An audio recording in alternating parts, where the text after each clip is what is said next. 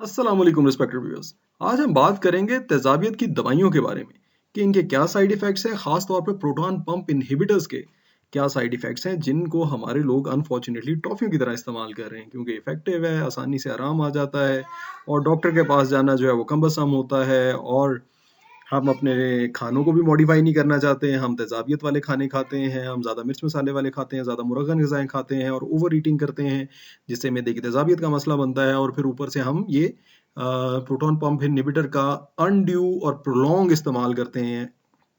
अगर तो आप कभी-कभार इस्तेमाल करते हैं इन कैप्सूल्स का जो कि मैदे की तेज़ाबियत कम करता है, तो इंशाल्लाह कोई फ़र्क नहीं पड़ेगा। लेकिन अगर आप प्रोलॉन्ग अरसे के लिए और लगातार इस्तेमाल करते हैं और थोड़ी-सी दर्द भी आप बर्दाश्त नहीं करते और फ़ौरन इस्तेमाल करना शुरू कर देते हैं, तो उसके फिर बहुत ज़्यादा साइड इफ़ेक्ट्स होंगे। प्रोटॉन पंप इन्हिबिटर्स किस नामों से आता है? ये राइज़िक के नाम से आता है, ओमेगा के नाम से आता है, ये नेक्सम के नाम से आता है, लैंसोप्राज़ोल है, इसोमेप्राज़ोल है, बहुत सारे जो है थाउजेंड्स ऑफ नेम से जो है वो प्रोटॉन पंप इन्हिबिटर्स अवेलेबल हैं। इसके कैप्सूल्स भी अवेलेबल हैं और साशे भी अवेलेबल हैं मार्केट में और लोग बहुत ज़्यादा फ्रीली इस्तेमाल कर रहे हैं इनको प्रोटॉन पंप इन्हिबिटर्स को। लेकिन इसके recognized long term side effects हैं, हड्डियों के ऊपर इफ़ेक्ट है जिसमें फ्रैक्चर होता है, हड्डियाँ कमज़ोर होती हैं, अंतड़ियों की कमज़ोरी का बाइस बनता है, फेफड़ों की कमज़ोरी का बाइस बनता है, खून की कमी का बाइस बनता है और गुर्दों की सोज़िश और गुर्दों की बीमारियों का बाइस बनता है। सीने में देखें तो ये कोविड के चांसेस भी ज़्यादा कर देता है और निमोनिया के चांसेस भी ज़्यादा करता है। किडनी में सोज़िश की अलामात को सोज़िश वाली बीमारियाँ पैदा करता है। जिगर में सबसे इसका खतरनाक साइड इफ़ेक्ट है वो ये कि ये कैंसर पैदा कर सकता है जिगर का। हड्डियों की कमज़ोरी, पट्ठों की कमज़ोरी और फ्रैक्चर तक भी पैदा कर सकता है। तो आपको प्रोटॉन पंप इन्हिबिटर खाने से और मज़ीद मेडिसिन खाने की ज़रूरत पड़ेगी जो कि मज़ीद गुर्दों के ऊपर असर करेंगी।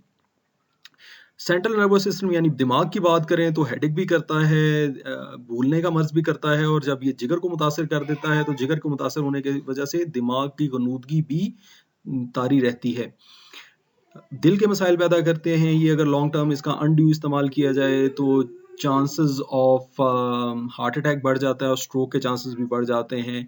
मैदे और अंतड़ियों में भी मसाइल पैदा करता है ये, नोज़िया, वॉमिटिंग, पेन एब्डोमेन और कॉन्स्टिपेशन की अलामत पैदा कर सकता है। लेकिन क्योंकि मैदे की तेज़ाबियत बिल्कुल ख़त्म हो जाती है, तो ये डायरिया भी पैदा कर सकता है। जब मैदे की तेज़ाबियत बिल्कुल ख़त्म हो जाए, इस कंडीशन को हम कहते हैं एक्लोरहाइड्रिया।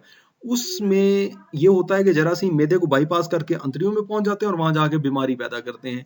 क्योंकि मैदे की तेज़ाबियत का काम था इन जरासीम को तल्फ़ करना, इन जरासीम को मारना, लेकिन हमने प्रोटॉन पंप इन्हिबिटर खा के मैदे की तेज़ाबियत क्योंकि ख़त्म कर दी है, तो अब ये मैदे के अंदर से गुज़र के जरासीम जब अंतड़ियों में पहुँचेंगे, तो वहाँ जाके बीमारी पैदा करेंगे।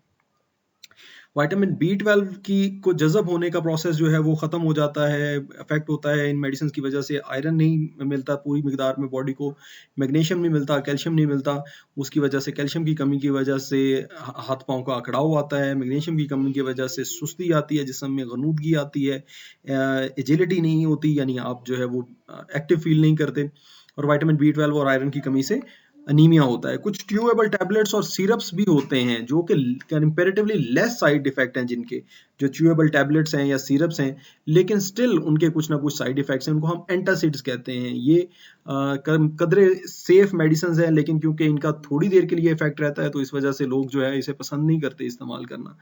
अब अगर मैग्नीशियम की मिकदार ज़्यादा होगी इसमें तो ये डायरिया कॉज कर सकता है, लेकिन अगर कैल्शियम और एल्यूमिनियम की मिकदार ज़्यादा होगी इस सिरप्स में तो फिर ये कॉन्स्टिपेशन पैदा कर सकता है। और कुछ ब्रांड्स जो कि कैल्शियम जिनमें ज़्यादा होता है उनकी वजह से किडनी स्टोन्स भी हो सकते हैं।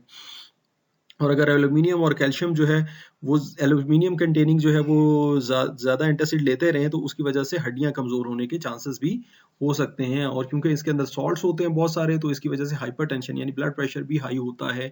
किस नाम से आता है? डाइजेक्सिन के नाम से आता है, मिनासिड के नाम से आता है और बहुत सारे एनसिड के नाम से एंटासिड जो है वो एंटासिड्स जो है वो अवेलेबल हैं बहुत सारे ब्रांड नेम से मार्केट में और लोग च्यूएबल टैबलेट भी इस्तेमाल करते हैं और सिरप्स भी इस्तेमाल करते हैं।